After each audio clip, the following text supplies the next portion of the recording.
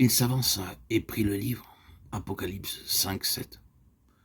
Celui qui est mort pour les pécheurs s'avance et prend le livre, sachant tout ce que son acte entraîne pour ceux qu'il a voulu sauver. Encore ici, encore maintenant, il accomplit la volonté du Père. Alors les rachetés entonnent un cantique d'adoration. Tu es digne de prendre le livre, car tu as été immolé. Et tu nous as rachetés à Dieu par ton sang de toute race, de toute langue, de tout peuple et de toute nation. Apocalypse 5, 9. Et les cohortes angéliques, des milliers de milliers, chantent à leur tour à la gloire de l'agneau immolé. Enfin, toutes les créatures, toutes les choses créées dans le ciel, sur la terre, sous la terre et dans la mer, unissent aussi leur voix pour célébrer l'agneau.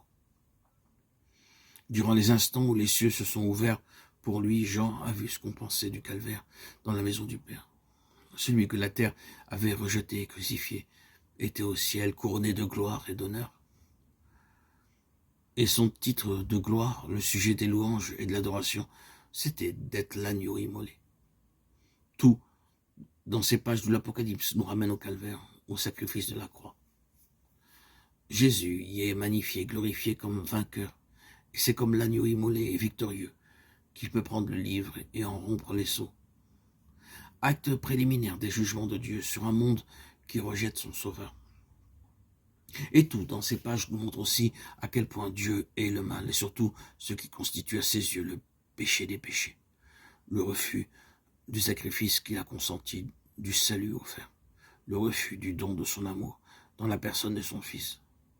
Que ce soit l'agneau qui aime les pécheurs et est mort pour eux, en souffrant une mort infamante et cruelle, que ce soit celui qui a donné sa vie en rançon, qui ouvre maintenant l'ère des jugements, démontre l'impossibilité pour un Dieu juste et saint de transiger avec le péché. Le Christ, en donnant sa vie, a obtenu un jour de grâce. Mais ce jour de grâce expire et le Seigneur doit maintenant exterminer le péché et abolir tout ce qui s'élève contre Dieu. Quand toutes choses lui seront assujetties, alors il remettra le royaume entre les mains du Père. 1 Corinthiens 15, 24, 28.